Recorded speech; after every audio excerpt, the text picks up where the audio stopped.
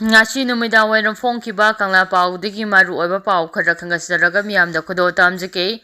Kuki MLA tara ITLF amadi kotu terrorist ni haina center na laukthokpa matam yaurei post Kuki khulai paibal singi marumda lariba Kuki zo MLA tara ITLF amadi kotu ase terrorist ni haina India government na laukthokpa matam yaurei amadi Kuki khulai paibal singna phaduna pokhiba miyoi taruk adu teita kaidana rescue tawgadavan haina post ki president TS Manihana taksilakli Kawa Boromakongda laiba MWF ki office da pongtoba pau ki mifam amada wafam asi pongdoladuna mahakna makhata na hai tha asigi tareta Jiribam district ki Mobungge hek thangnana laiba Jaron village da mar nupi ama hatkiba adu Kuki khulai paibal singna mar amasung maitei ani ki marakta yengthinaba sathakiba thawongni mihat adu Kuki khulai paibal singna satharaga maitei singna tasingkibani haibase mayek senglaba wafamni amaramda phakiba miyoi taruk asi phatanungda thoklabadi madugi poloi afaba oiroi maram asina athuba matamde state na Assam government da pressure piduna Kuki khulai paibal singna phakiba miyoi singadu rescue tongnaba thabak paikhapiyu loinana Jiribamda waliba security personnel sing athubada thajinduna Jiribamgi irang asi laksinaba honabiyu Kuki khulai paibal singna phakiba miyoi asi Thadoractriba fauba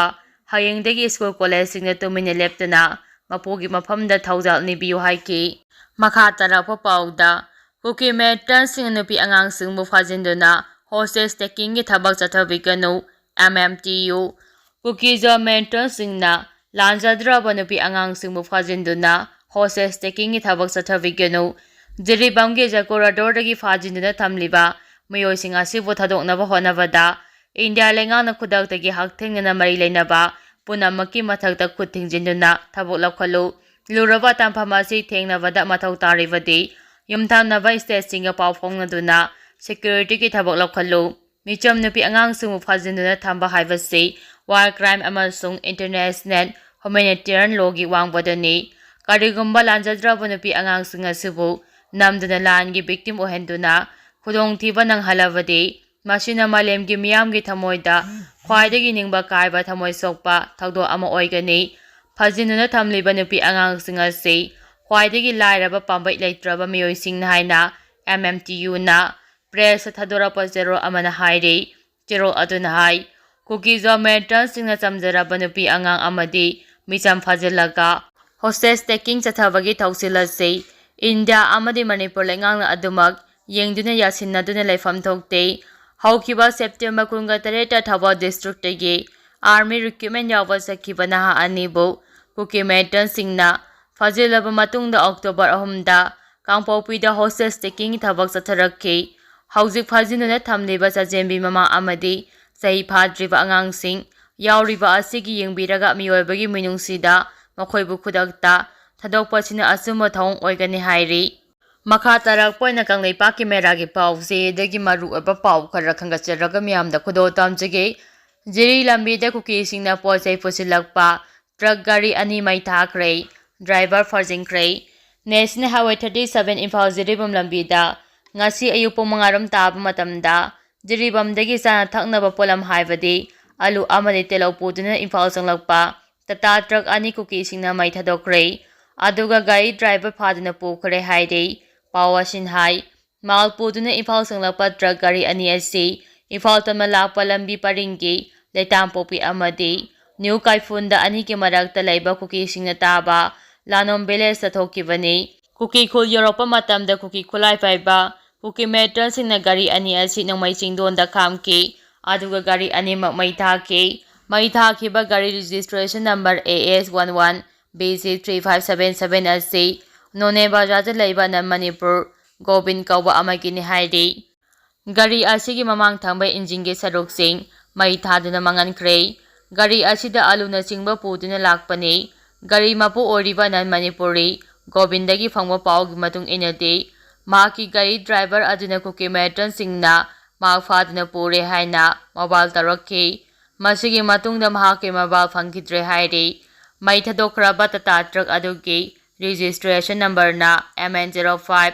C3992 ni gari asida tilau pusilakpani. Gari asisu Kuki militantsingna mai thadokduna gari asigi ayamba saruk maina sakre hairi. Gari mai thabagi pau asi hek phangbaga none amadi Leitangpokpuida leiba puliski kanguna thadok thokfamda changsinuna mai chakliba gari adu kankhe hairi. Makha tarakpa paukda Saitongi maitai khulda ngasisu Kuki militantsingna nomai amadi bong kapsinduna landa silakre. Haukiba November 8 gi ayu pung 12 rom taba matamda Bishnupur District ki Kumbi Police Station manung channa Saiton Watha lambi mayada leiba labukta lausuduna leibi maung naha ama Kuki militantsingna chingthaktagi nomai kapsinduna hatkraba matungda Saitongi Dampi Reserve Forest ki sadokta haujiksu Kuki militantsingna khulingduna leiri. Ngasi ayu pung 7:30 taba matamdasu Dampi Reserve Forest ki paring oiriba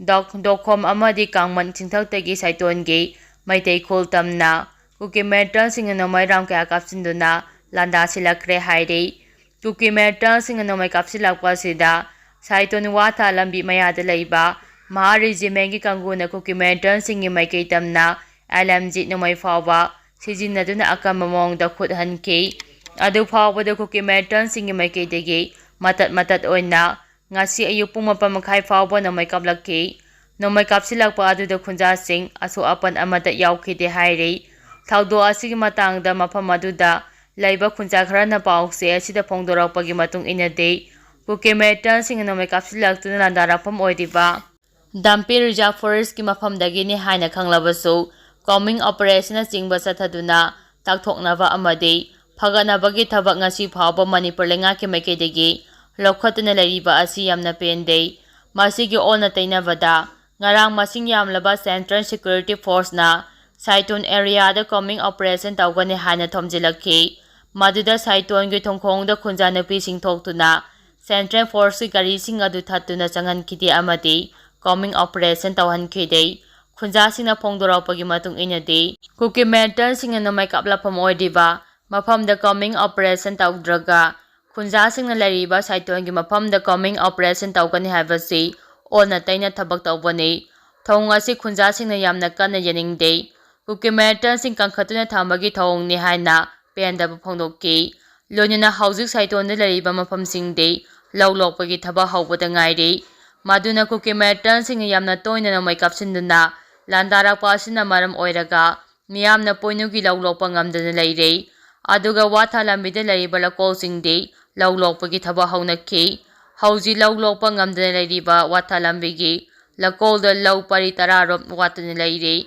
Maram aduna lengaki maikaidagi matik chaba Security Force na ngak sembiduna khunjasing mapumphana lawlokpa yahanbiyu. Loinana Dampi Reserve Forest ki parengda leiriba Kuki militantsing athuba matamda combing operation chathaduna takthokpiyu haina su phongdokki. Makha tarakpa pauda Koutruk amadi kadangband khulda landarak naba Kuki militantsingi gari kaya thaujilakiba uba phangkhre. Sahi amaga tha 9 sujilaklaba Manipurda thokliba kalum anigi lan manung asida Kuki militantsing yamna toina bom amadi nomai kapsinduna landarakpada natana drone bombing tawduna mihat mipum kaya thoankhraba Imphal West District ki manung chana leiriba Koutruk kadangband sinjam chirang sinjam khunau khul amadi kanto sabona chingba maitai khulsingda nauna landa chatharaknabagidamakta ngarang numidang Kuki militantsingi gari kya thojilakpa drone footage ki matengdagi uba phangle hairi. Pawasin hai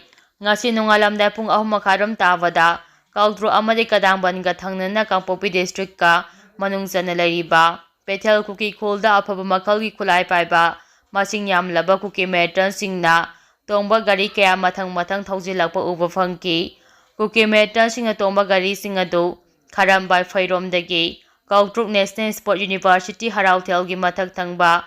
singyang taba lambi paringda gari sing adu pareng changsilakpa uba phangki. Masi urubadagi ngasi hayeng asida Kuki militantsingna Koutruk kadangband amadi thangnana leiriba maitai khulsingda landa silakadra haibagi khunjasingna yamna chauna mipaiba pokle hairi. Ngasi nongalamda pung 3:30 taba matamda changsilakiba Kuki khulai paibasingna tongba gari adu ngarang numidang Kangchup Polendagi laklaga singdada mathakta leiriba Kharamba phaida ꯌꯦꯔꯦꯛꯂꯕ ꯃꯇꯨꯡꯗ ꯉꯁꯤ ꯅꯣꯡꯉꯥꯜꯂꯝꯗꯥꯏ ꯕꯦꯊꯦꯜ ꯀꯨꯀꯤ ꯈꯨꯜꯗ ꯊꯨꯡꯂꯈꯤꯕꯅꯤ ꯍꯥꯏꯔꯤ꯫ ꯄꯟꯕ ꯌꯥꯕꯗꯤ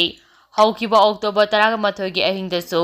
ꯀꯨꯀꯤ ꯃꯤꯂꯤꯇꯦꯟꯠꯁꯤꯡꯅ ꯕꯦꯊꯦꯜ ꯆꯤꯡꯊꯛꯇꯒꯤ ꯅꯛꯅ ꯂꯩꯔꯤꯕ ꯀꯧꯇ꯭ꯔꯨꯛ ꯀꯗꯥꯡꯕꯟ ꯁꯤꯖꯝ ꯆꯤꯔꯥꯡ ꯁꯤꯖꯝ ꯈꯨꯅꯧ ꯈꯨꯔꯈꯨꯜ ꯑꯃꯗꯤ ꯀꯥꯟꯇꯣꯅꯆꯤꯡꯕꯗ ꯅꯣꯡꯃꯩ ꯕꯣꯝ ꯑꯃꯗꯤ ꯃꯤꯁꯥꯏꯜ ꯔꯣꯀꯦꯠꯅꯆꯤꯡꯕ ꯀꯥꯞꯁꯤꯜꯂꯛꯇꯨꯅ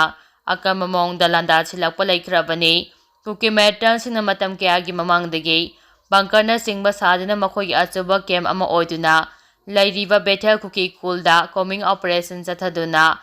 ꯀꯨꯀꯤ ꯃꯤꯂꯤꯇꯦꯟꯠꯁꯤꯡ ꯇꯥꯟꯊꯣꯛꯄꯤꯅꯕ ꯃꯅꯤꯄꯨꯔ ꯂꯩꯉꯥꯛꯀꯤ ꯃꯐꯝꯗ ꯍꯥꯏꯖꯔꯕꯁꯨ ꯉꯁꯤ ꯐꯥꯎꯕ ꯊꯕꯛ ꯑꯣꯏꯅ ꯂꯧꯈꯠꯇꯅ ꯂꯩꯔꯛꯂꯤꯕꯅꯤ ꯍꯥꯏꯔꯤ꯫